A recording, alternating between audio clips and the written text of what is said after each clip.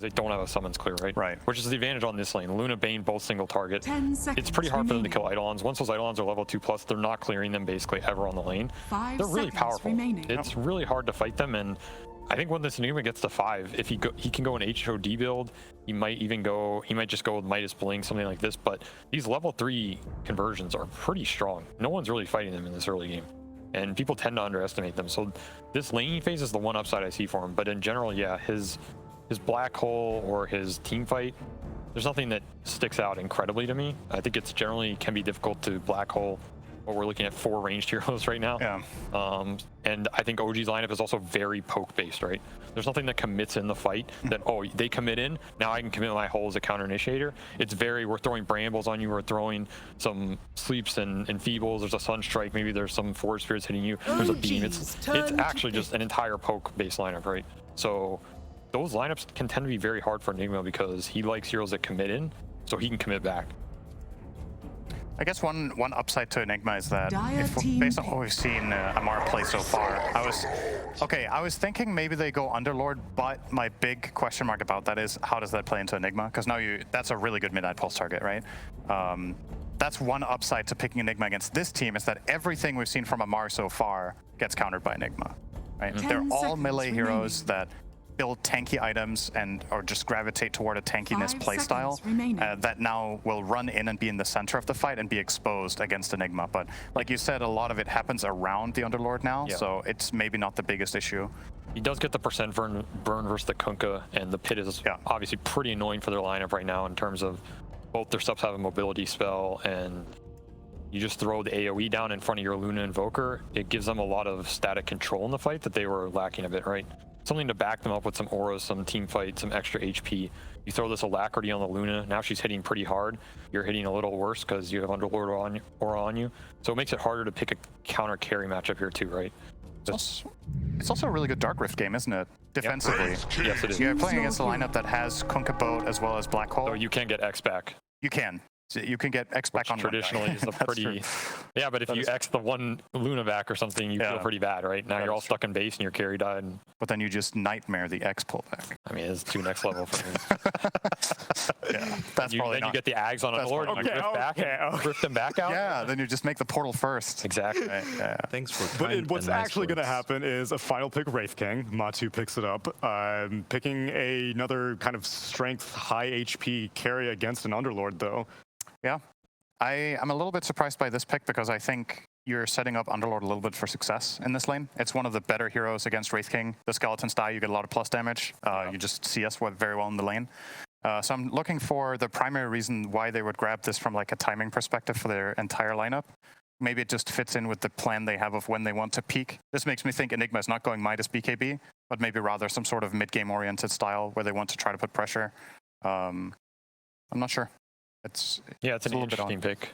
Traditionally, I wouldn't think of Wraith King into that Underlord as being too great. Is there anything that makes the second life valuable? It will be probably an Exort Invoker that you guys were saying, so probably don't need to worry about your mana burn. I mean, I also don't eventually though. Eventually. Yeah, I also am not sure about the second life being that valuable because, like I said, I think OG's entire lineup is this long-range pokey spells that aren't that committal. And generally, when you think of Wraith King, you think of high committal spells in terms of a Black Hole or a Doom or something like this. But what is OG committing to kill him? Especially if this Luna gets to the point where she has the Shard and she has Beam Talents. It seems like a nightmare for Wraith King to fight into. I would say just anecdotally, Invoker is one of the worst matchups for Wraith King. The early main Ice Wall, Tornado, Cold Snap. Definitely have Blast, Disarm. Let's see if Liquid can pull it off. It's time for game number 3 with Moxie and Jenkins.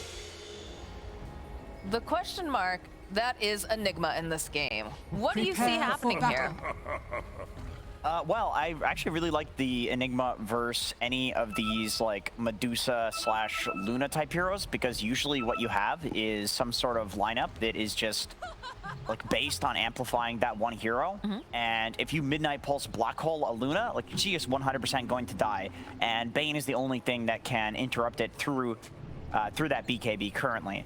So I think the Enigma is good if you can get into that late game, and that to me is kind of where I see the Wraith King coming in, because you think on like surface level that it's a bit of a weird pick against the Underlord, where you're supposed to lose that lane to him because of the damage he gets from the skeletons. But I think he's just a hero to like run in like a psychopath for Zai to get his holes out. And I'm like, So you think it's going to be more of just like a very tanky in your face sort of thing, or because it does feel like it feels like the Kunkka usually provides that role, right? Yeah, Kunkka definitely does that. I think Kunkka goes for the like tanky frontlining like BKB armlet build, whereas Wraith King, like, yes, you're gonna go for an armlet, but then also there's Blink, there's like Silver Edge, so it's more like a hero that's gonna run around on the map and like make fights start in like a different way from a Kunkka. Like they both do it, which that's the perfect game for Enigma, right? It's like you want multiple ways of just having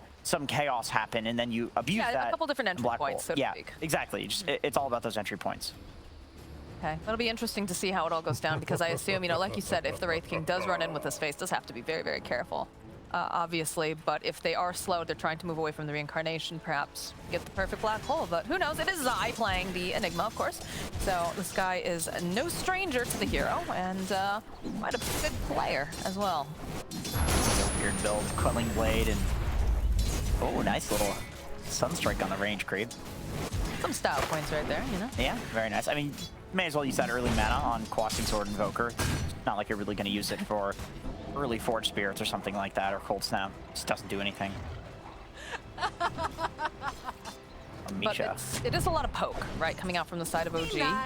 Yes. It's going to have to be very well set up. 100%, 100%. SVG's read on that that's a really good read, and I think that perhaps that's why Wraith King was also picked up.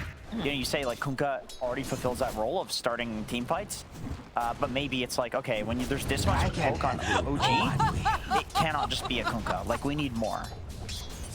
So that at least to me, that makes sense for picking this hero. Tap forward here over on Taiga. Level 2 timing. It's a lot of damage. Good look. He's forced to use that very far. Cancel all the first blood. Going to Insania.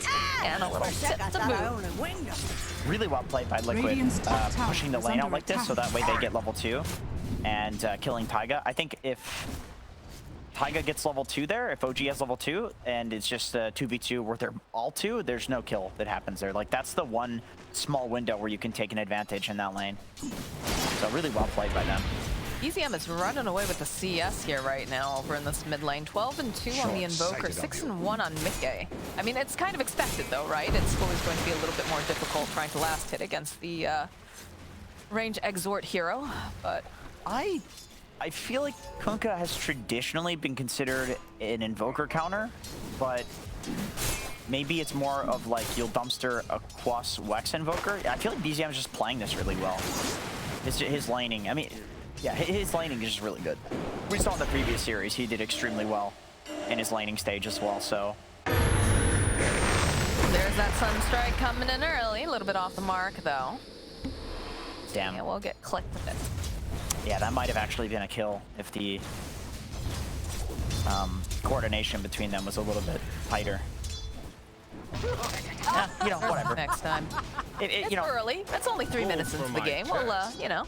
Well, if you're an Invoker, like the thing is, if you're Quas Exort, you're not really spending your mana like pressing things that much in lane anyway. Right. So and you have a good amount of mana regen if you're going for like Null Tallies or Bassi or like one of these items. So you may as well use it for these like Fish Sunstrikes and, you know, Sunstriking range creeps and stuff like that. Because what's the point of sitting at 100%?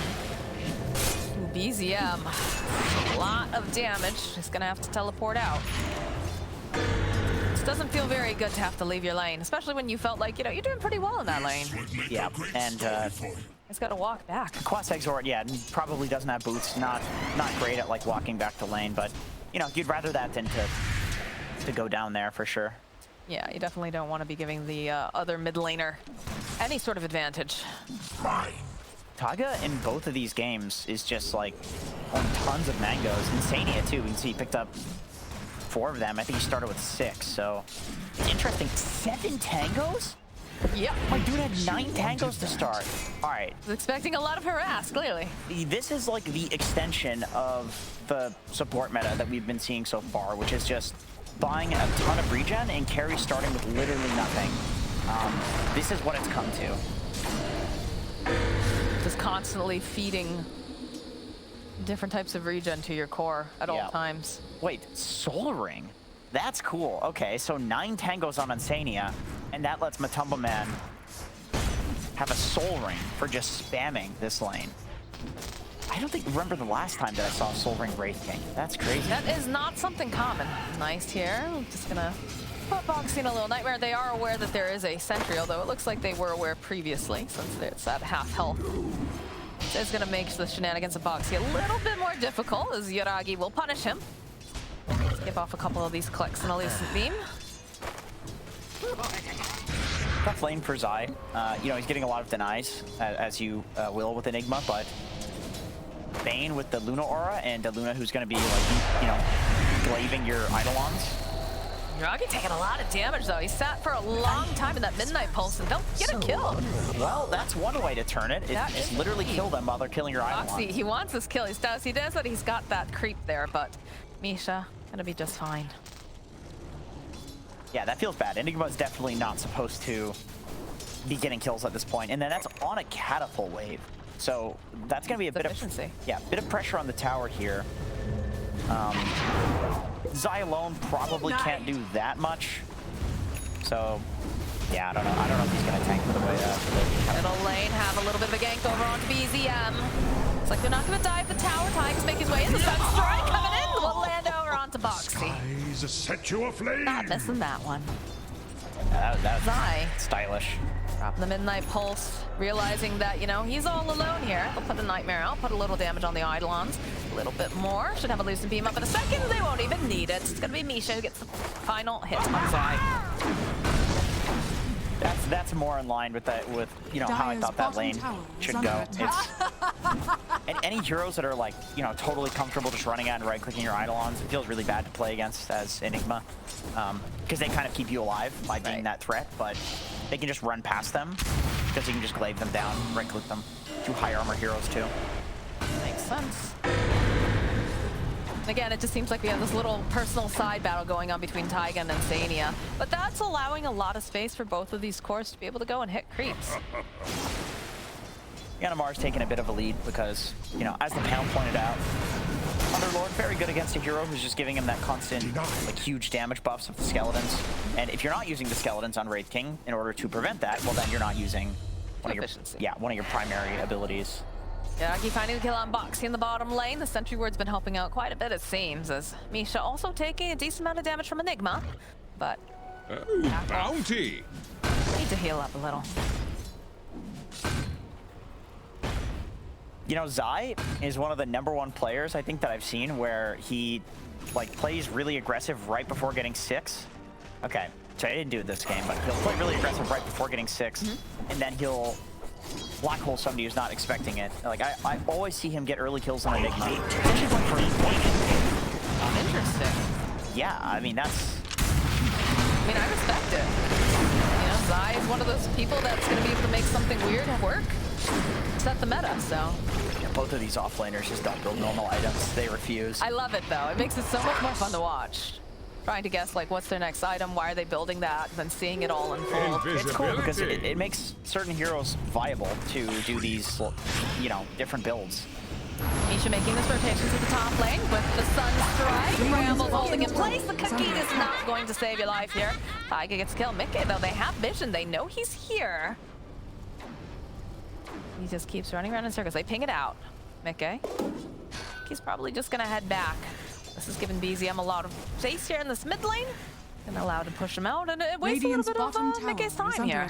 Yeah, so this rotation that they do towards the top lane is more a result of knowing that Zai on the bot lane with the black hole, it's very likely that he's going to be played towards. He's going to use that to get a kill. So, like, why bother sending someone down there to die to it when you can just, like, pressure the other side of the map? Bottom tower is although OG's not really getting any tower damage here because their heroes are not great at doing tower damage, it would be the Luna that needs to go there. But you know, at this point, a Luna's not exactly comfortable doing Radiant's that. bottom tower is under Wants to attack. hit creeps. She's not there yet, so this bottom tower taking a lot of damage should fall to Enigma. Radiant's Zai will bottom get tower that. has fallen. And that opens up the jungle quite Radiant's a bit. So middle tower is Boxy, under doing attack. Boxy things here, just trying to be as annoying as possible. Take away the farm from Yoragi, and they do have some nice wards here to keep tabs. Look at, you've got a couple of the entryways into this point of the jungle just warded up.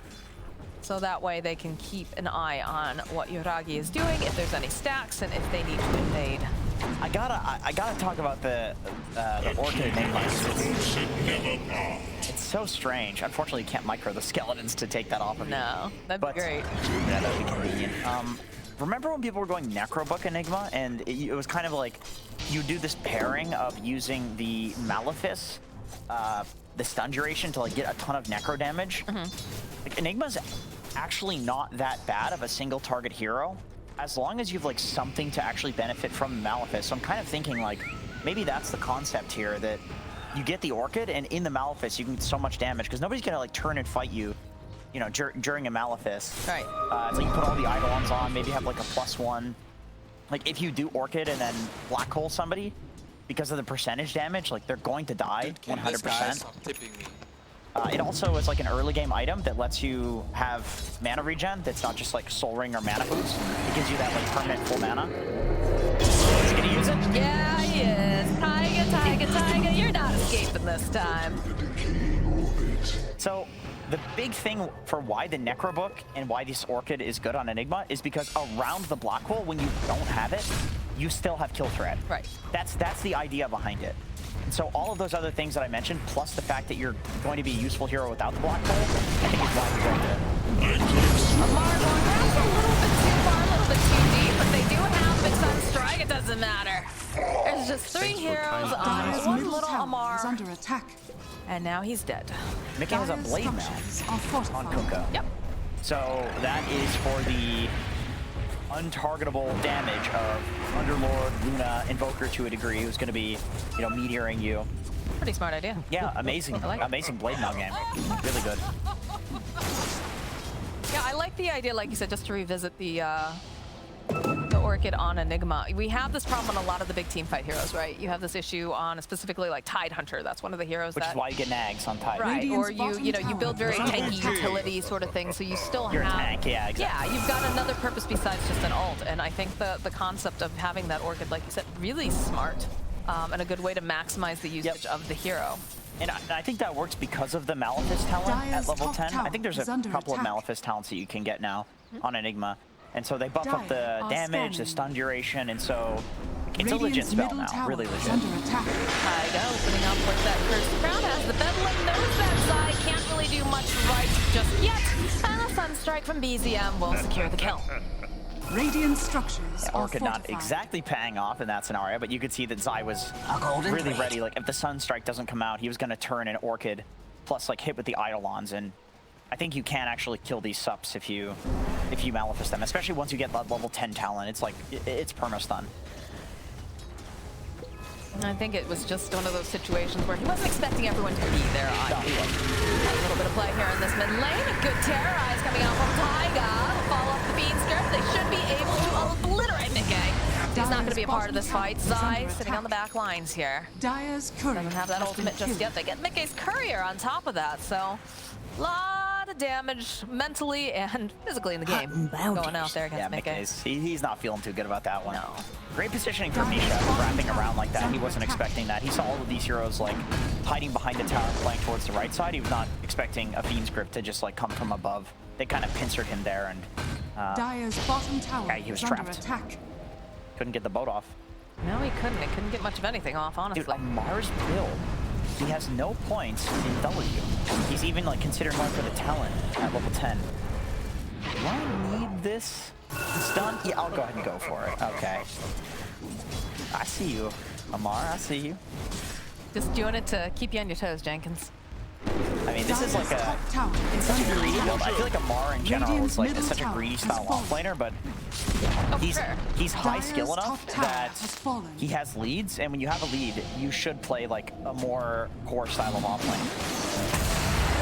Radiant's Taiga middle getting tower poked here is by under Box. attack. He doesn't have any mana really to do a whole heck of a lot. He's gonna go for the Shadow. They're trying to just hold him in place here with those Is under kisses. attack. As they rain down Spellfire, and they'll eventually find the kill on Taiga. The tips.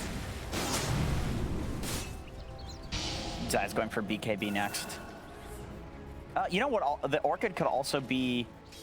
Well, I mean, you could just build a Linken's for this if you really care, but to a degree, it counters the Bane countering of the Black Hole, because if you go into a fight, you could Orchid the Bane and then, you know, I feel like the targeting has to be so, like, you'd have to be so fast and you'd have to be able to see everything, right, in order to get that off. Because, like, that was also a thought in my mind, but I was like, that's so hard to actually... It's an option, though. It's an option. It is an option. And the more options you have, the better. Taiga, again, just too much damage. They'll collect themselves another kill, and they'll take down Force Spirits while they're at it. By an old lady. So Amar goes for this casual Radiant's turret has been helm and then builds into Atos. So the helm to him is just like a lane dominance item, and Underlord is actually a pretty low armor hero at early levels. So getting that helm does help you more than a Ring of Health, I think. You'd think he'd be armored like a tank. Yeah, you know, it's also like Weaver minus armor Sapphire. They have a lot of ways to reduce the armor. So definitely more value than a Ring of Health, but it's closer these days with the nerfs to Helm. It used to be like Helm was just the best item for laning in general as an offlaner, but now it's sometimes people go for casual Ring of Health. Zai did it in the last game. Atos is completed though for Amar now, so they've got multiple ways of being able to catch. Radiant are scanning. It's weird having the Atos with only level 2 pit though. It's not that big of a stun duration. Like usually, root duration, you want that pit to be maxed out, but he's super farmed because of his build. Is it just, yeah, I was about to say, is this just something that he did specifically for laning, for farming? Because you said he's very greedy. So if you're able to, Taiga walking into quite a few of Liquid again, and they'll find themselves a pick off on Mickey while this is happening. So I think you're happy with that, especially because they don't end up getting the kill on Taiga, and they get the kill on mid instead. Yeah, Mickey's having a tough time this game. Just the crit pair. Oh god. Oh, there's the combo. Yeah, he went right into that, so Foxy collecting a kill to get the Nightmare off over on Snapfire. Need a little bit more damage, they'll jump forward. Oh, the Black Hole though coming out from Zai will be able to hold the Invoker in place. And they should have more than enough damage to take down BZM, but they'll also be able to take down Zai. Foxy is trying to put out some more damage using those little bugs. You can see that Matu was starting to join into the fight. Everyone's just gonna back off, and while this is happening, Yoragi continues to farm. Not top of the net worth, though, by any means. Closing in on that BKB, though. That'll be a big timing for them. Nisha finding himself a little bug. Taiga looking to make some plays here. Throws down the Bramble, throws down the Terrorize. Does have Amar following up here. Fire Blast will connect over onto Taiga. This Eidolon giving a lot of vision. The X-Marks is probably going to drag him right back in again. They've got the Snapfire kisses. They'll get the kill. Very nicely done by Zai to have the foresight to move the Eidolon to keep that vision. Zai TB's towards the top lane. No Black Hole, so he's kind of mode chill. Whenever you have Enigma, Tidehunter on your team, the way that you play the game, the timings that you play for are fairly obvious. It's literally the cooldowns. On the flip side, it's easy to play around those as well. If you're OG, you know that like you can farm aggressively like this if you're Yoragi, and you're a lot safer because there is no huge Black Hole coming in. But with that being said, Zai doesn't have a Blink Dagger yet, so I suppose it's not that much of a threat until that point. No BKB as well, so it is interruptible. There's ways to deal with it. From my chest. I mean, it feels like a lot of the times when these Black Holes are going off, it's mostly OG kind of walking into battle, and it allows for Zai to get into that position to help get those sort of pickoffs. Ooh, that's a big crit here, Misha. Says, chill out, Matu, take a nap. I am going to run like heck, and Boxy says, yeah, no, you're not allowed to do that. Come on, Cliff said they're going to be able to get speed. No, they have the bug on shot. Get the kill on Misha, and they'll find themselves a kill on Taiga. Just like that, Liquid marches into the Roche pit. Sunstrike comes out, they're just keeping tabs, but I don't know if they can actually fight this with 2 heroes being down. Both of them not going to be part of the fight. They do have like chip heroes though. Yeah. They hope, for sure. I agree with it. Like I agree with Liquid being careful here because Still no black hole for another 60 seconds. Throwing the boat out. Up over here, BZM, they've got the Eclipse, the BKB coming out from Mickey. Matu sitting a little bit low as Yuragi's running for his life.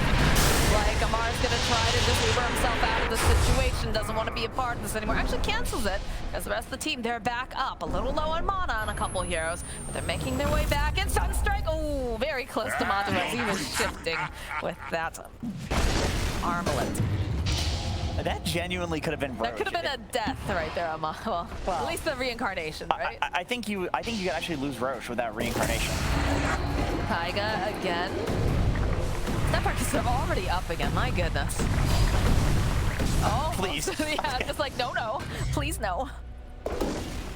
That is just a support classic. You're literally supposed to be immune and you just die. It is ridiculous how far that Snapfire can be. Like, yeah. It's completely off the screen and you just see these kisses coming in. Well, now, check out the Roche, though. Now that it's on cooldown.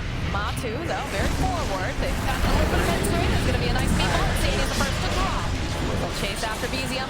Moxie clicking away. Looks like they're going to try to get enough damage over onto Zai with the Bedlam. There it is. The Sunstrike coming in. But the Leather Pleasing Tide before the reincarnation does get popped on Matu. BZM trying to run away. It's not looking like he's going to be able to. This Invoker, it will fall. As Matu now running away from Yuragi, running away from Amar. He has so much damage. They pop the BKBs. They want to make sure that they can get this, but it's really hard to get their hands on Matu. He's just shifting tidally so well, but eventually he will fall to Yuragi. Yeah, these fights are crazy. I mean, Dire's middle tower Zai is under not attack. being able to get the black hole off is Dire's always going to be the middle main tower problem in has fights. fallen. That is just the nature of any Enigma game. So Taiga going in and being that annoying backline disrupting hero, like sure he goes in and he dies, but he gets a kill on Zai, and more importantly, even if he didn't, Radiant he disrupts the most important hero in the team fight, which is Zai with that black hole. Once Zai has BKB and Blink Dagger, it's a little bit harder to do that for Taiga, but in that fight, like, what a pain. Look at Taiga, just go straight to the right, just go straight for Zai. And all of this is allowed to happen because he's just over there being this annoying nuisance. These fights are just so split, too. Like, people were not in the right positions, I think. For Liquid, I don't know if they were necessarily expecting it to happen. I would say that they were not. I think they were, like, because... I think so. They're yeah. just so spread apart, though, this entire time. Like, you saw, like, Kunkka, like, it was nowhere near this. But Insania was standing on the high ground. Like, they knew that some sort of smoke play was coming, True. and they broke it. It's just that BZM, like a maniac, just blinks in. He just goes in, giving vision for his team because he has that BKB. Oh, dear. Okay, there it is. There's the BKBs coming up from Mickey, coming up from Zai. Look at the positioning, though, here on Misha. Trying to get enough damage over onto Amar. They'll turn their attention to that. They just blew up Insania thanks to that BKB. They're chasing over onto the back line. Zai goes in for the black hole. And Misha, though, look at this positioning. Ready and just anytime he needs to, coming in there with the Fiends. Good terrorize coming through. Yuragi, though, sitting very, very low. He's got to be careful. He's going to try to get a little bit more damage on Matu. Sitting so low. The bouncing flames coming out, though. Yuragi gets the final hit. As they're going to try to get out of there in a hurry. Moxie can't do anything about this. They catch their Uber and they leave the area. It looks like Taiga, though, he's missed the car. You set sail. Yeah, but Tumba Man going down there is the big problem, and then Yuragi doesn't end up going down. Can you imagine being Matu, watching these glaives bounce around like, no. Yeah, he tried. He tried so hard, and he almost made it, but it's a little bit too tough. Nice Nightmare, just to dodge. This is a very, like, neck and neck game number 3. That's what I like to see, Jenkins. Yeah, kind of Dota that's exciting. It could go either way, and you know, once again, it's all about Zai with the black hole, and then on the flip side, it's about Misha with the cancel too. So Zai already couldn't hit an ideal black hole in that fight because without the Blink Dagger and just the fact that he was kind of the guy that was in the front and got gone on, he couldn't get a great black hole off. With the Blink, that'll be different, but Misha also being there for the grip is like, even if he has Blink and black hole with the BKB, then you're still gonna get that interrupted. But if he can get that on Yuragi, they can win the fight for sure. Watch the way that Misha moves in these fights. Like, that's one thing that, like, I'm constantly trying to keep in the corner of my eye, is that he's always so close by to Yuragi, just enough that, you know, he's not necessarily going to get hit with the black hole, but he knows what the assignment is. He understands the assignment is. Protect your assets, make sure that they cannot get the black hole off and hold this Luna into place. Because Luna, you know, the majority of their big damage. And so it's very interesting to see his positioning the entire time. Yeah, and you know, this... As I say that, though, you know, he's very thoughtful for here. He's going to get shot by Matu, but the Aegis has already picked up. His job is done, and they're going to start chasing. They have their eyes on this Wraith King. McKay having to be a little bit careful, but he bumps the blade mail. It's the first time where we're going to see Matu fall. Amar taking a lot of damage over here because the rest of his team is having to scatter. And they'll find the kill on Taiga. They'll get the kill on Matu, though. Amar just manning up on the back lines here. Look at the silence from Mihawk coming out from Insania, and he ends up paying for murdering the king, but...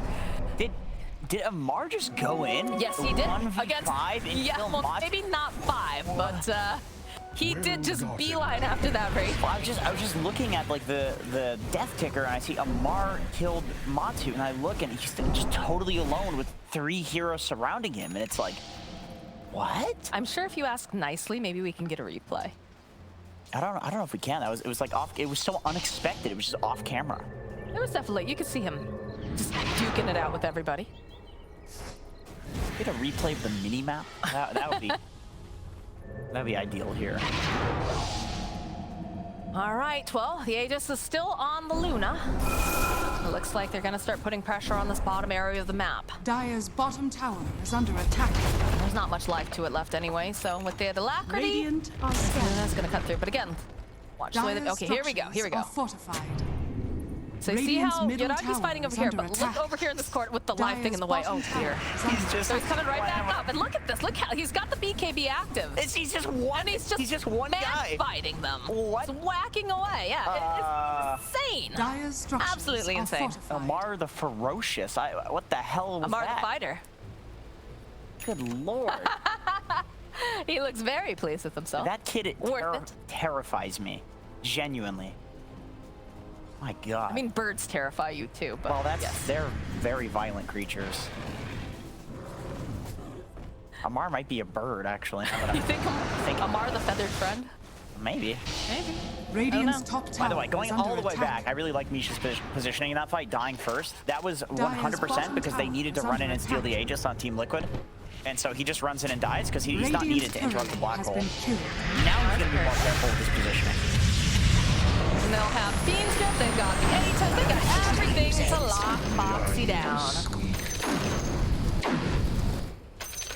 I think when Misha doesn't have Fiend's Grip up, he can just throw his life away for like a good initiation. And when he does have Fiend's Grip, then he can play that backliner. And he just tags along with Luna everywhere to make sure that he's in position. Yeah. One other like underrated element to Bane is definitely the Enfeeble. It's really annoying being Matu and trying to like lifesteal your way through these fights, and he's also like reducing your damage by like what 60%. And then you have Underlord on the flip side who's also reducing that. So like, how the hell are you doing damage? You're just not. That's the problem. That is a huge problem. It's just side. It's really just side. BKB gets completed for the Wraith King, but they found themselves Misha, and he does have the Fiend's Grip that's on cooldown. So like you said, he's taking a little bit of a risky move, trying to go and do some D-wards. He's a body. He's fine with this though, and again, while this is happening, Yoragi continues to go up in terms of net worth, currently sitting at the top, 16k, 15k over on BZM, so... I mean, maybe that's their plan, and if it is, it's working out real nice. Aghanim Scepter now completed for Invoker. Lots of good items coming out. So the likely thing to be paired with the Cataclysm this game is Bane. Nightmare, Fiend's Grip, yeah. Yeah, they don't exactly have any other great setup for it. Like Underlord is just not realistic. You know, you're playing into BKBs with roots. You're not gonna get Cataclysm off. They're gonna BKB it and just walk out of it. So, lots of pressure on Misha this game in order to set up his team. Amar just teleported out and just got a kill. All right. I'm confused. Yeah, me too a little bit, but I guess he saw the opportunity. I'm not going to pretend to know what the hell just happened, but somehow Foxy is dead. I don't know. Under attack. All right, well, there it is. There's the Alacrity on the Luna again. Still has that Aegis for another 25 seconds. And they're just going to Dire's chew middle through this tower has fallen. very quickly. Interesting that Yoragi has a Crystallis, and he went back for Radiant's top playing the tower is full under Manta attack. style, and then he's not even finishing any Daedalus or Silver Edge type item. He's going Radiant's for... top tower. Oh, the black hole over onto BZM. Taiga's here, though. Immediately Shadowrun not going to be able to go and stop this. BZM somehow was still alive at the end, but still manages to fall. Taiga now running away. Cookie hop forward. They should be able to get this kill. Mickey gets the nice hit here. As the rest of the team on OG, they were not prepared for that. But, I mean, the thing that I'm concerned about, Jenkins, is now Black Hole's on cooldown. Yeah, the thing is, when you get this late into the game, you know, Invoker's dead for 60 seconds, so when Invoker's back alive, Black Hole will be only on cooldown for 60 seconds, and that's a tough timing to, like, take a smoke. By the time you get to the fight, there's like 30 seconds left on it if you perfectly time it. So that's a nice thing about killing a core with Black Hole at this point in the game when they're as farmed as this Radiant's Invoker, top tower is that is like the under death attack. timer is just so long, so Radiant structures are Doesn't want to worth work, it. though, right? yeah. For them to at least take some damage over onto this tower. But I also think, again, this is a very pokey lineup, so I think as soon as Invoker's back up, they could try to make something happen. Radiant's top tower has fallen. Just don't have that threat anymore. Yeah, the question for Liquid is, in this downtime, do you want to play like together but safe or split and safe? And I'm kind of feeling that, yeah, OG goes for like the immediate smoke. If you play together and safe, you're Bounty. risking like getting into a 5v5 fight. Oh. This is honestly for, like better. They go for everything. My goodness, Hiraki does the Eclipse. We have a Sunstrike. It's a lot of damage. Like you'd rather that be your 5, but when you split up like that after using Black Hole, you just lose one person instead of like 3 or 4, where you could lose the game off of that, you know? Right. We get an immediate rift from Amar. Hiragi running over to Taiga. I know that this Kunkka's down for 50-something seconds. They're gonna flex their muscle a little bit, Foxy. I like the Affinity. I look at Amar's inventory, and I've been watching this kid play all week in pubs, and I just feel like if he Dire's hasn't, bottom tower is under he attack. just gets Satanic. I was gonna say if he has a chance to get Satanic, he gets one. That's just wrong. He just gets Satanic on literally everything. Like the guy just plays carry from the offlane and then somehow Dire's solo top tower kills is under attack. carries and weavers off screen to the point that we don't even like, we can't even conceive of how the hell it happened, you know? It's Yeah, he just walks Dire's into top 3 tower heroes and, has you know, fallen. murders the position 1. it's just, it's gotta feel so weird to play against. It's just weird. Because no offlaner plays like this. Well, I think maybe that's why he's having such good success. I mean, aside from the fact that he's obviously very talented, but the idea is just you're bringing something new to the game. And how often do Dire's we see that structures happen? are fortified. Whenever we see teams like, for example, Secret always likes to run, you know, a bit peculiar drafts. Everybody gets caught off guard, and immediately they scramble, they go back, they watch the replays, they're like, okay, how did this possibly happen? Yeah. Because they need to figure it out, and then it becomes just Invisibility. commonplace. And that's a very exciting thing for Dota. It's one of the things that I think makes it so incredibly cool, is the fact that there's constantly new builds and new ways to play, just coming out of nowhere. And half the time we're like, oh my god, this seems insane. I think it matters more these days because everything is so close. Due to the fact that there's like this amazing replay system, you can like study replays and get up to date really quickly. There's so many people competing. You've got DPC. Like there's a lot of reasons why Tier 1 and Tier 2 are closing in on each other and why these teams are also close to each other. So these like random new ideas that people have never seen before have that much more value. Because you're not just gonna like outlane a team, because everybody's so good at laning, right? So it's like you need to do stuff like this, where it's like people don't know how to play into a Satanic Underlord, because What have you played against a Satanic Underlord? most Underlords honestly build these like defensive, Utility, safe, yeah. like sad items, like Sad item. yeah, the Guardian Greaves and Crimsons. It's like this guy's just running at you, going for Abyssal Blade with a Satanic on Underlord, farming the enemy Ancients alone.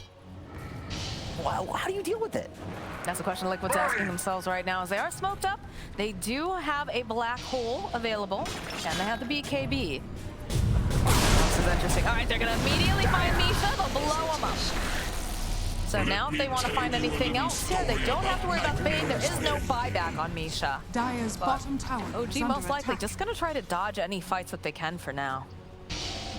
Yeah, he has the grip, so that's a really good kill. See? That's fine. I mean, if we're going to have an Abyssal Blade on the Underlord, that's another solution to the BKB, but no solution here, looks like, for for Boxy. He wandered into the wrong triangle at the wrong time. It used to be way better, Abyssal versus Enigma, because of the little jump that you got out of it. But now that they remove that, not so much of a counter. Like, you have to kind of mess up as Enigma to let somebody walk in. And I mean, you could get an Ether Lens plus Abyssal. That would work. But Zai almost has his Lincoln Sphere. It's such a cheap item these days too, so he'll have it really quickly. And so that way the Bane is going to be less of a problem. The Illusions are just taking all that farm away from Matu. Smoke play, though, coming out from the side of OG. Gonna let Taiga lead. Pretty slippery here. Luna's finished her own Satanic, so these fights could potentially go on for quite a while. Look at the way the Misha's playing. Does have a Blink Dagger now on the Bane. Big far back, Taiga will find himself in Sania. Cold Snap, loose and Theme. Force forward right into the Brambles. And that's a dead Insania. While the rest of Liquid now start moving into the lower half of the jungle. They don't want to have to deal with this. They don't want to have to take a fight without their Snapfire. But they're going to force the issue, it feels, because there is a Roche up. And I think OG wants it. You know your life is definitely about to end when you force staff yourself through 2 brambles as the only way out. That's like your safest option. Yeah, no way out. No way out. And Liquid, they're not interested in fighting this. You know, I suppose the idea is they can black hole the Invoker just like they did in an earlier fight and win the game by ignoring your Augie and just kiting him. And then kill him afterwards, and they figure if they're gonna do it one time, they can maybe do it a second time. But the problem is, as SVG was talking about, we've mentioned a lot, it's this is a huge bulky lineup from OG, and so if you're letting your Augie sit there and beam and beam and beam and beam and beam while you're quote unquote kiting him, he's really the one kiting you at that point. That is so many summons. I know. Somewhere there's an Earth Shaker that's just twitching, just I know it's there somewhere. Somebody needs to deal with that. All right.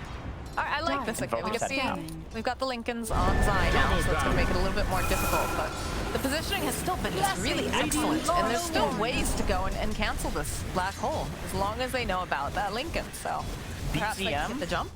BZM also, he's got his Elon disc. It's disassembled and locked, so he can use it in the black hole. To the Terrorize, they've got the 2 Sun Strikes, and that's a dead Boxy.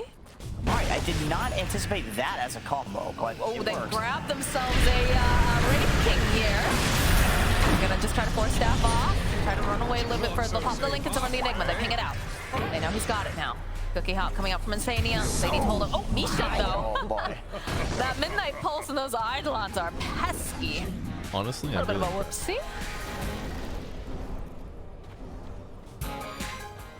Yeah, without, once again, without grip, it's just not much of a hero. Although, looking back at that idea, it's now that there's a Lincolns, you could argue that the most important part about Bane is becoming the Enfeeble on Wraith King, as well as the kiting that comes out from Nightmare, because I don't think you're going to interrupt this black hole anymore. It's not going to be possible if Zai's positioning well, and it's Zai, so he probably will. You're not going to Abyssal it. You don't have, an Ether Lens to allow you to do that. It's just the grip, so Zai's going to get his hole off, and you have other options for dealing with it, that's what we see on this course on BZM. Nice Ice Path. Gonna try to burn through this mana over on Matu. He does have the shard though, so step 1. So gonna go back and against Zai, getting into position here immediately though. Yuragi gonna try to just Manta things off. That Nightmare moves away fast. They reset.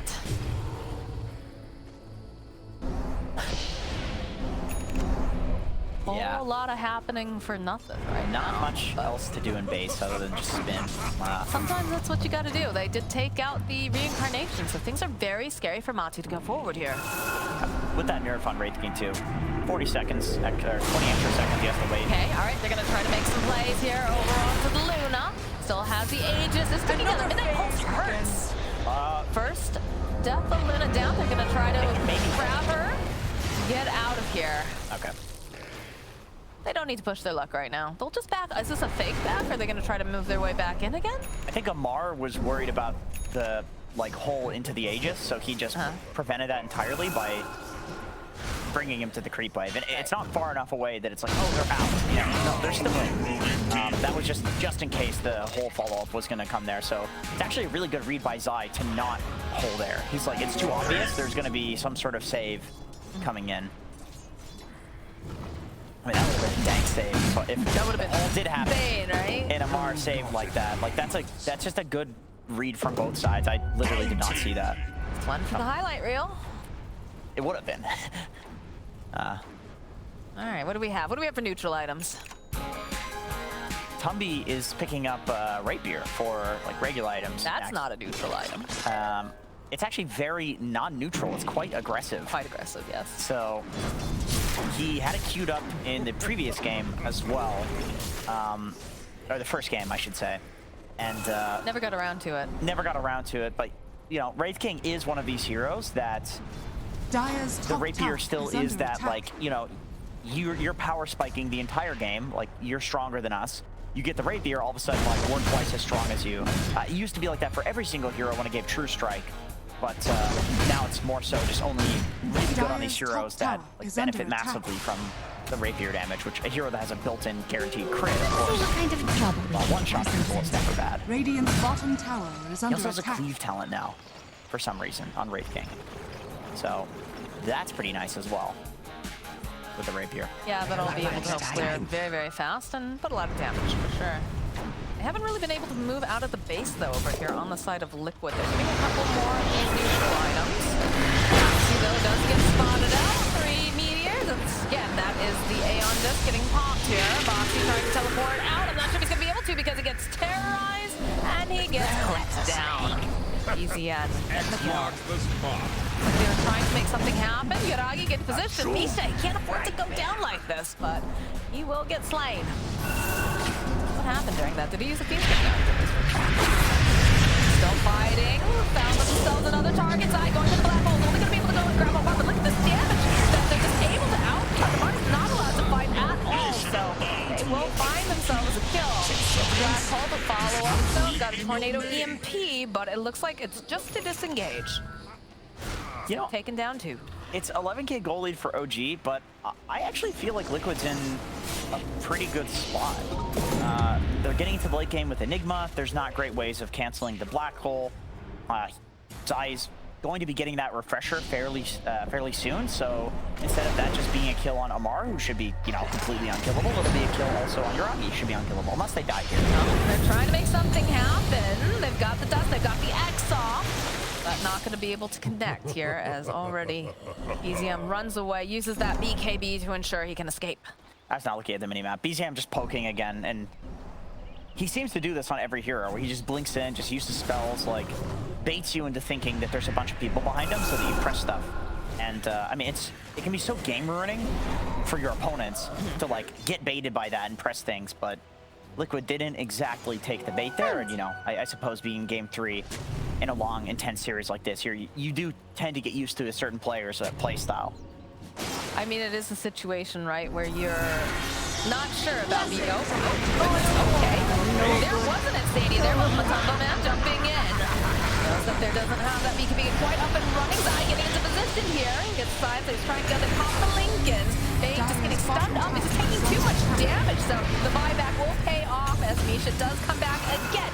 Mickey taking a lot of damage here from Yuragi. They need to get a little bit more damage in time. Are they going to be able to do it? They've only lost target. And now, Matu, there is a big cataclysm. Is it going to connect, though? Connects over onto Boxy. Matu running for his life. BZM, look how fast he is. He wants to try to grab him, but he's just not going to be able to close the gap. As multiple buybacks occur during that fight. So there's no Roche. That fight is just kind of like both sides are just hoping to kill an important hero and run down mid and get a Rax, but didn't really happen for either side.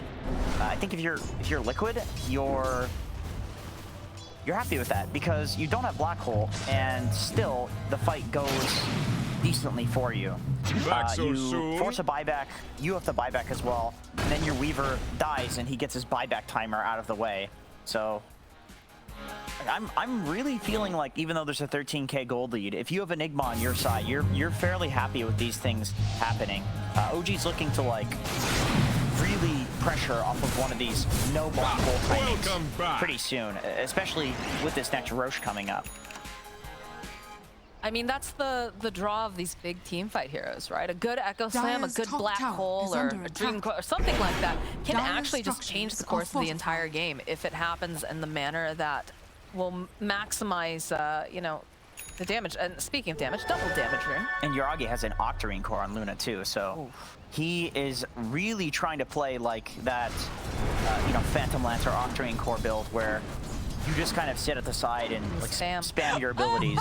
So this is like fully committing to that idea of you're never gonna black hole me because I'm never gonna enter into a fight. Let's see if it works.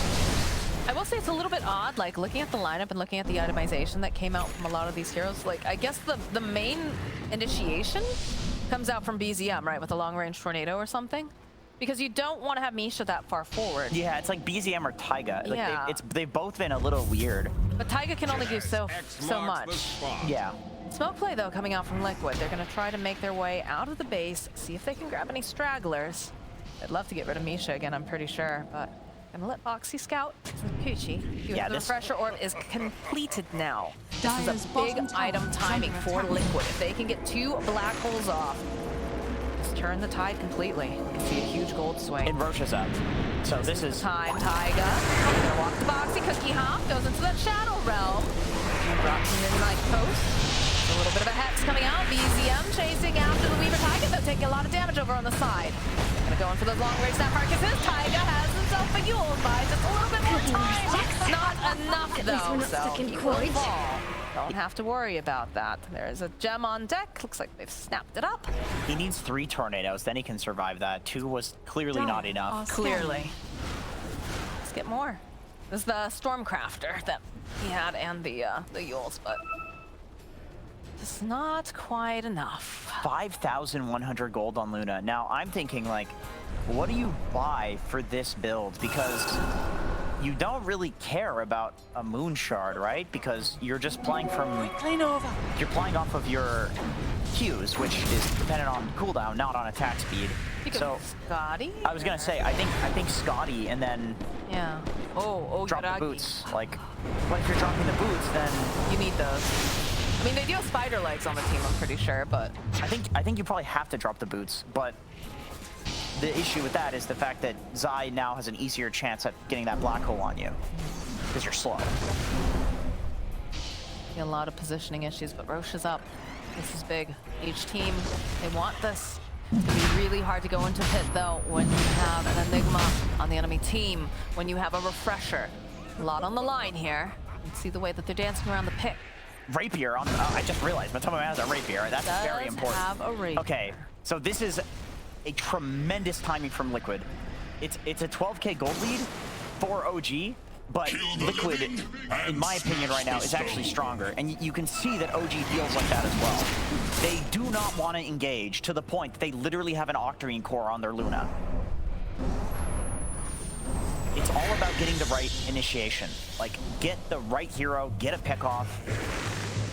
Nightmare, Fiend's Grip, some Invoker Tornado on the supports in the back. But Liquid also, they know that. They know that if they take a fight right now, they win. So let's just not get caught. Just follow Matumba Man around. It's that easy. Radiant's middle tower That is easy. under attack. Foxy. Trying to do a little bit of scouting. They can see Taiga's over here. We'll send over the Eidolons, try to get more information. Boxy's got to chill He's for like got- 10 more seconds, dude. He's got his Eon disc up in 10 seconds. Like, he is frisking. I big mean, time they're here. just poking away. He's got time. his He's good. He's good. He's chilling. It's interesting because we talk about OG having so much poke, but with Boxy on this Weaver, he's allowed to do quite a bit of his own poking, just getting this information, as long as they don't sunlock, right? That's what it all comes down to. Illusion on illusion action. CM coming forward here, just gonna clean it up a little bit. This is where, if you're Liquid, you would really love to have a hero that has boots of travel. They're going for the full They're going wrap in, around. they're going for full wrap here. See these couriers zipping around. BCM jumping in. Oh, he wanted to get Zai, but it's a little bit too slow here. Jump forward here from Matu will immediately pop the Aeon disc. A lot of damage being dumped down here. The fall will off. Can they get enough damage? Yuragi backing off. off. They don't like this positioning. They don't want this Zai finding this opening. He's looking to get anything done. That's a lot of damage coming out from Mickey as they just obliterate Misha. No buyback on Thane, which is very spooky stuff now. Mickey picking himself a completed Hex. Okay. They're going for full control on the side of Liquid. They know that they've got lots of damage from Matu. And they're all just buying out. They're saying, like, this is where we win or lose the game. Radiant's bottom That they tower don't. They is under don't have the attack. bane. This is very, very scary. Reminder, they have this refresher on their Enigma. And they don't have a way to cancel out these black holes. If they get a second refresher, too, like the refresher charge, Refresher, yeah. it's going to be devastating. Lots of hellfire raining down. It's too late, though. Matumba Man got himself that Aegis, so he's got a backup plan now that he has that Rapier on board. Yeah, Zai's got a second refresher. Oh my god. Who did they give the Ag Shard to? Oh, wait, there's no Ag Shard on the third Roche, right? No, it's just GG. the refresher. The cheese is on Mickey. Okay, yeah, that's a great cheese target. Not so good on your Wraith King, who's going to have 3 lives anyway. Throw it on the hero that gets that damage reduction. Save refresher orb now picked up. 73? 73 Forge Spirits. They've been busy. That's a lot. It's a lot of death. This game has been littered with death. Radiant's middle tower We is have, under I think, attack. a kill per minute, basically, if you look at the heroes. 73 Forge Spirits? It's all Luna. There's no way. For the that- Eidolons, anyway. There's no way. 106 on. See, that's more reasonable because there's, you know, you spawn so many of them. 73 Forge Spirits. That's more than 1 a minute. My boy's feeding his friends. All right.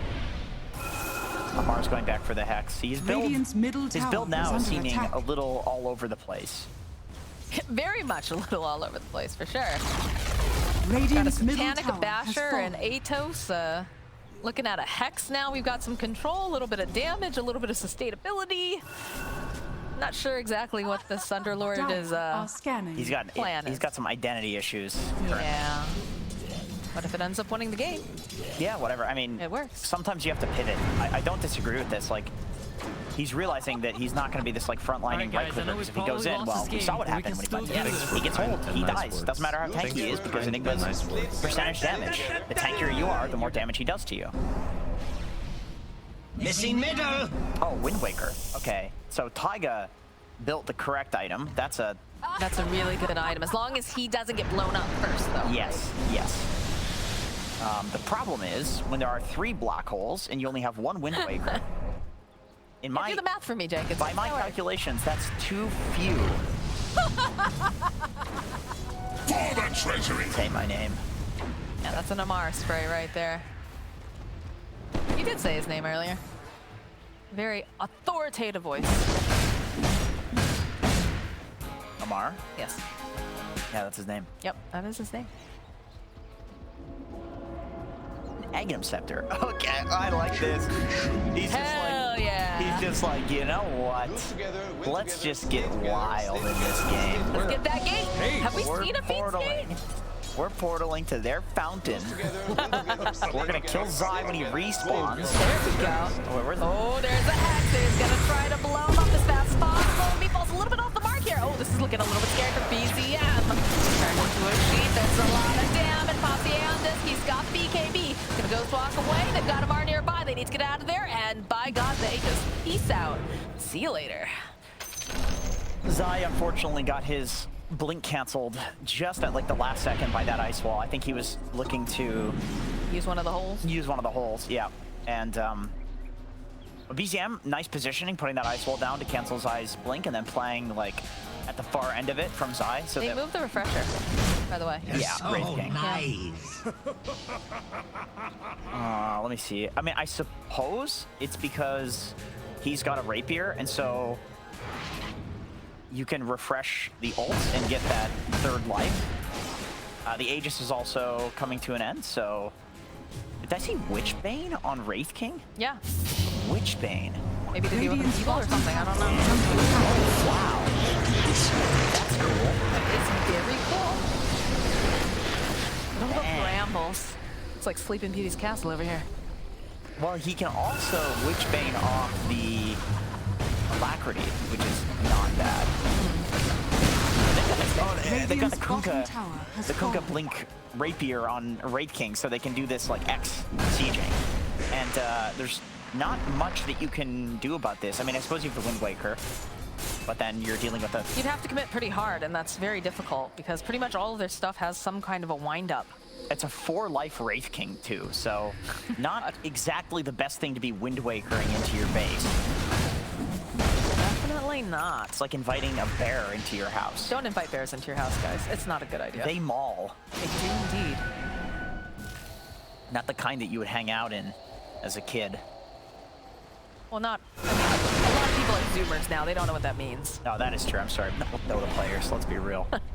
We're all old. Except for T-Gov. Yeah, baby. From the core of the universe. Look at him. Jeans game. Look at him. He's creeping. He's thinking about it. He's like, if I had a portal right now, I could be in Fountain and in these trees right now. He's tempted. He sees all these lovely Eidolons. But he's the only one who's able to really make steps out of this base right now. It's just too difficult for the rest of the team of OG. So Mar's got to be that guy. DZM is trying to push out a little bit, but immediately, you know, backing off, getting back into the safety of his base. Smoke play coming up from Liquid. It looks like they're probably going to try to punish Amar if possible, perhaps. Now the question is, what does Amar sell for the eggs? Does he wait until he has the consumable? Is he going to sell the boots? The basher? I feel like you can't sell the boots, right? Because the boots just make him he's so slow then. Even though he does have like the blink, right? He's got that mobility item, but there's a lot of ways to cancel it out. And you don't want to be stuck in that midnight push. I just big don't know boy. if you want to sell Oh, big boy! BKBs! He's gonna just teleport on out. Got out a little cheeky damage on the way too. Look at this. Look at the immediately. They immediately TP to the bottom area. They know BZM's down here. BZM walks right into Insanity. Look at it. He throws out the ice wall. He's going, uh-oh. Uh-oh, I gotta get out of here. They go in with the black hole. They're gonna get rid of this smoker right here, right now.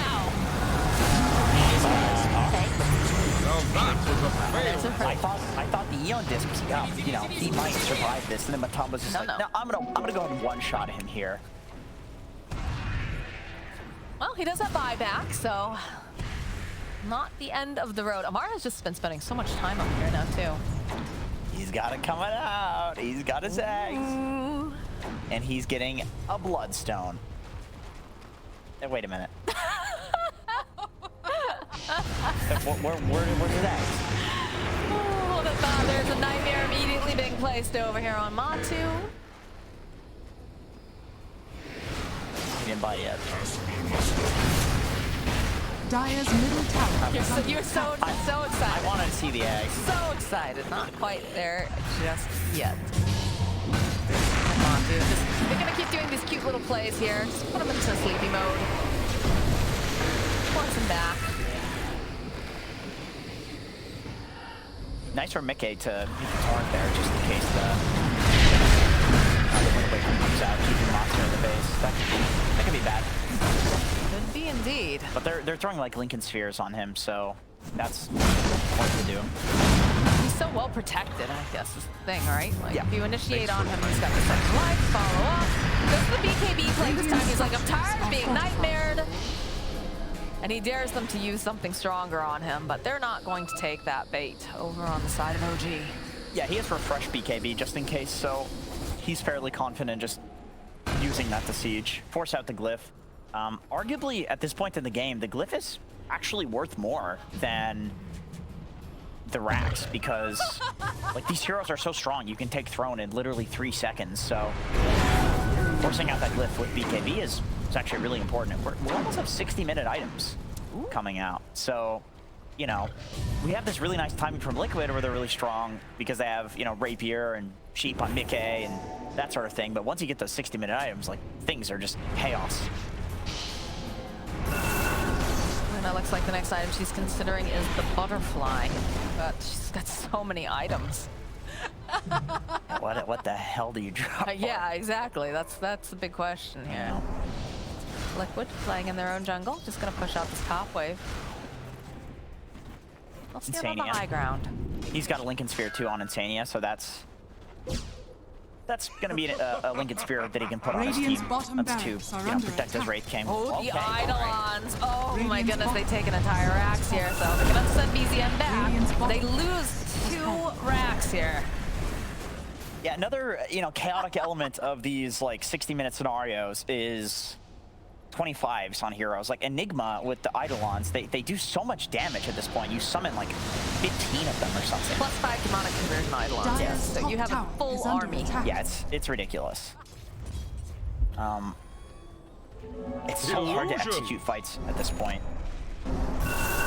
It really comes down to like Dire's if top one tower hero is on under either attack. side gets caught out, it'd be Dire's top GG. tower Alright, is Yuragi falling. trying to just force them back. It is a Luna. The Glade's bouncing. Amar's already in position here. They've popped the BKB over on Dire's top Yuragi. barracks They're are just under going to take attack. as much of the base as they can, but there is a little bit of poking back and forth here in this mid lane. Boxy continuing to try to push out the wave. Yeah, this is getting pretty spicy. I like this. You know, Sneaky. you got one side doing this like X play to siege the high ground, and then the other side they're using Amar to rift out. That's pretty nice. I mean, either side, there's no fort on either side. Like either side could go drone at some point. The game could just blow up.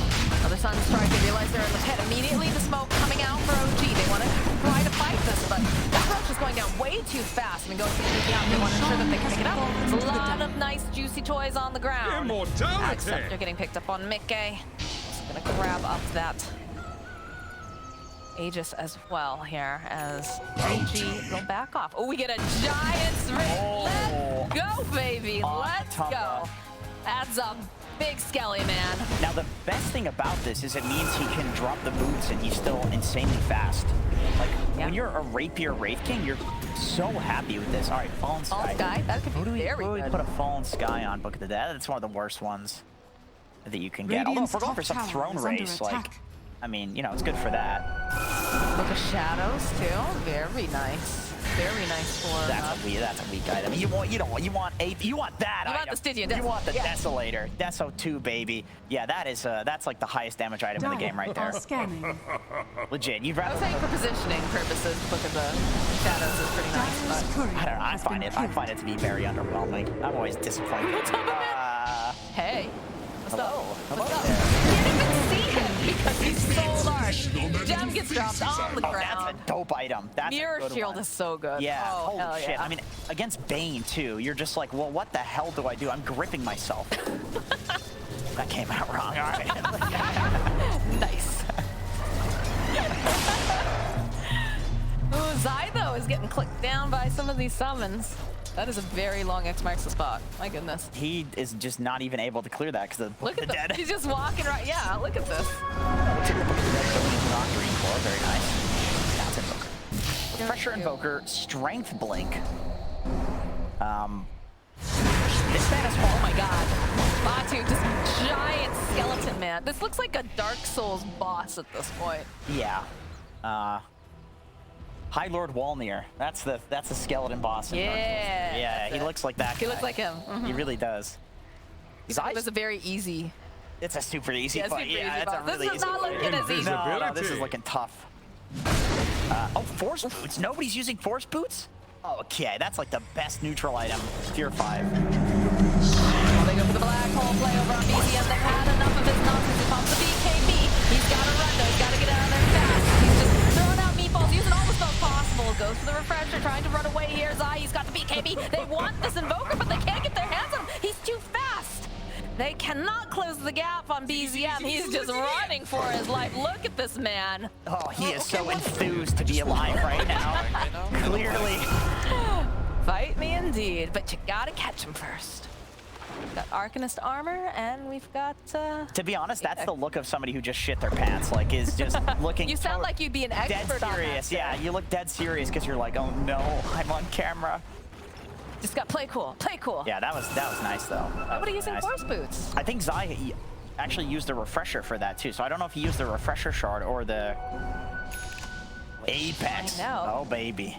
Use the, we just have the refresher orb on cooldown. Okay. And the shard is gone. Shard is gone. Okay, so he used both actually. So he still has one black hole left. So they're fighting into one black hole instead of 3.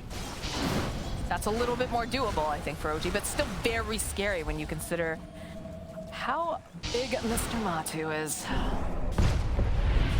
Immediately, BC, yeah, they're like, nope, get the car, get out of here. Nisha, get this car. And they're gone. Even going for that BKB. Ooh, this is a high stress, high tension game. Yeah, at some point, one team is going to just drone the other while all five are still All have alive. buyback too. That's why I feel like a drone play, like a surprise drone play will happen, which that's what it looked like to me that OG was setting up. So all the trees got taken down. Yeah, that's an issue. I mean, Zai can basically deforest the Amazon at this point if he wanted to. Can we talk about how sad Taiga is? Like, he bought one of the most expensive items, and that's basically been it for this dude. Look at his items. That feels bad. Yeah.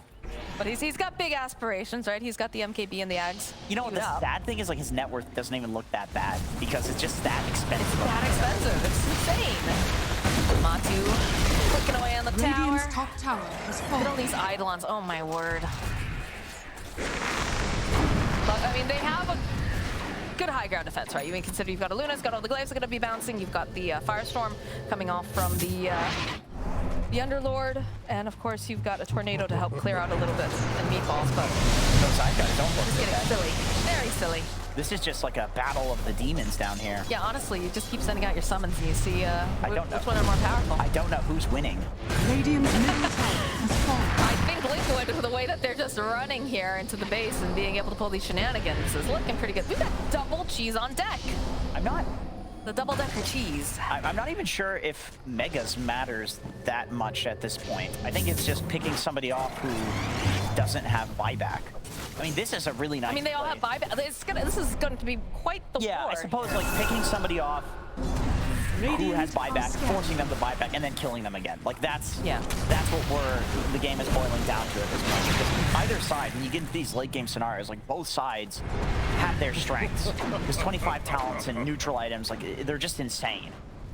Now, they make the game very interesting, and they're also designed to make the game end. But when you've got this kind of a matchup here, you gotta be feeling that tension.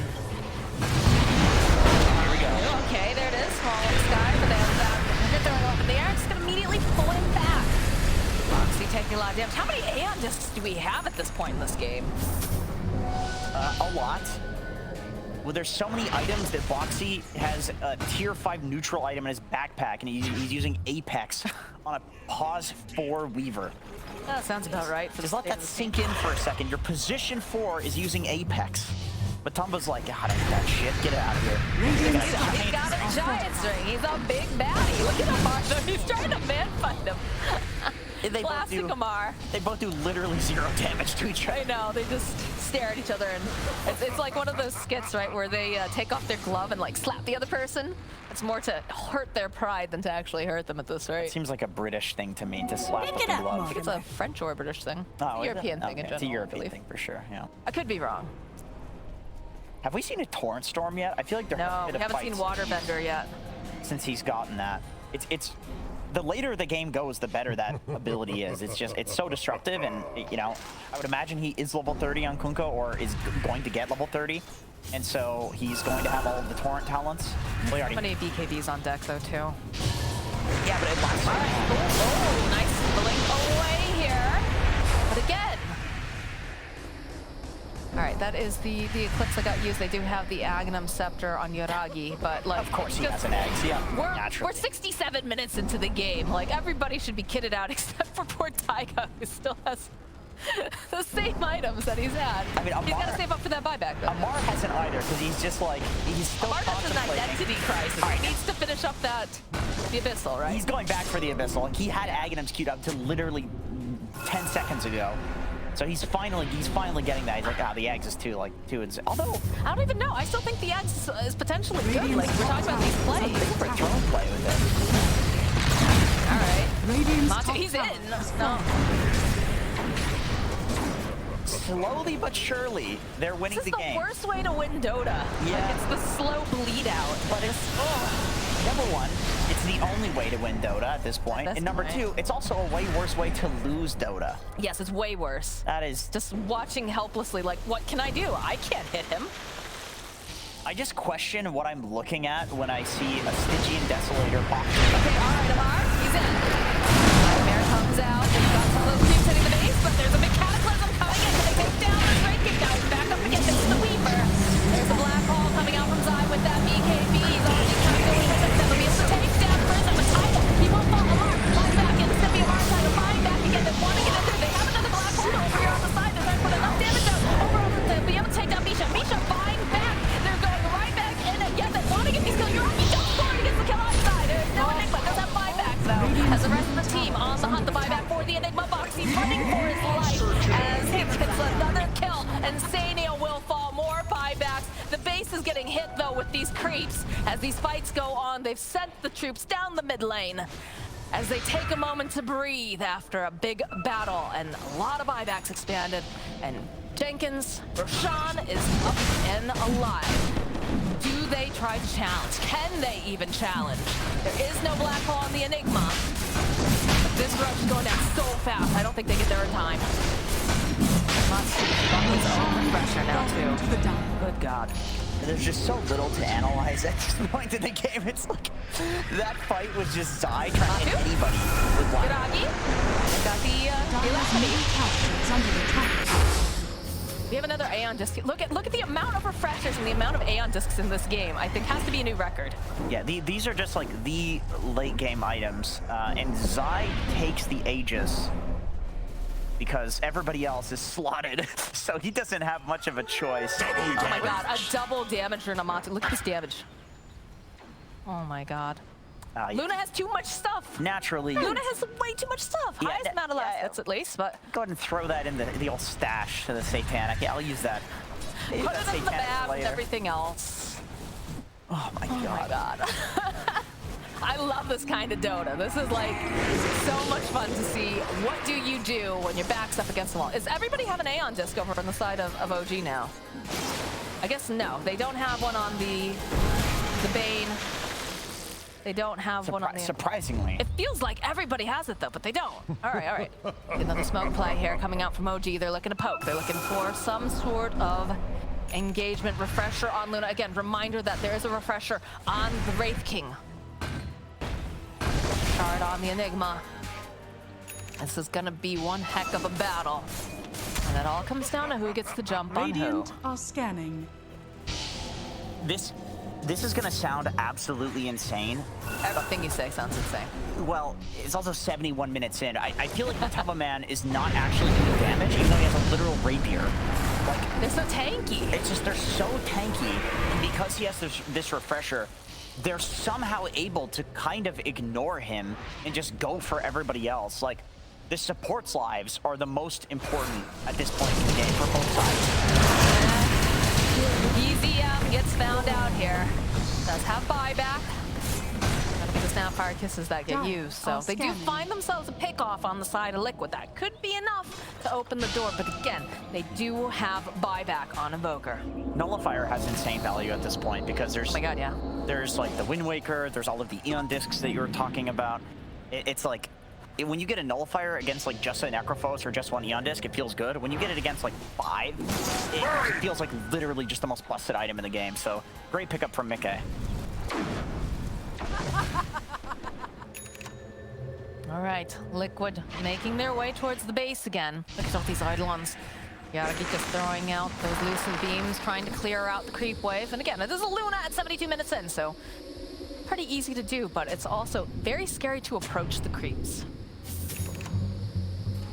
And at this point, I'm sure that Megas doesn't even matter. Like, this is, you make this play on Liquid because it's really all you can do, but it honestly doesn't matter that much. It's going to boil down entirely to somebody getting picked off without buyback, or Zai using all of his black holes and then not having one up, and then OG just literally runs down mid. It's like, yes, it looks like Liquid is ahead in this game. Yes, it looks like they have full control of this game, but all it takes is one opening for OG and they can run down mid and instantly end the game. So it could go either way. And just cleaning up all these creeps. And more from Matu. He's in. He's looking to see if he can blow anybody up as quickly as possible. Mar already, though, is looking to try to get people out. He does get heads up. There it is. There's a black hole over onto 3-5. Perfect positioning from somebody within the 30s. Second black hole is going to be able to throw them out. Take down Misha. They'll take down Uraki. Uraki going to have to buy back immediately on the Duke to get over onto a Mar. They need more damage, though. They need to take down this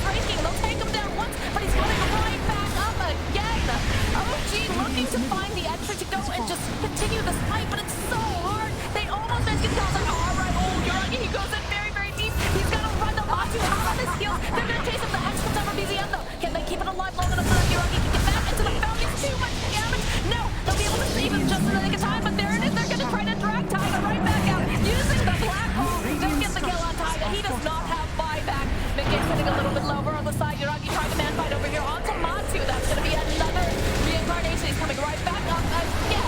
Steps into place, follow up with the tornado. Yuragi looking for the moment to go and drop that recently, but they're just focusing down over on the buildings. They know that they don't have the buyback on a lot of these heroes. Meteor's getting dropped to try to push them away to start, but they call GG. Team Liquid. Just absolutely obliterating OG in that last fight. It's so hard to make the right call at that point in the game. I liked what they were doing with the sieging. I loved the patience.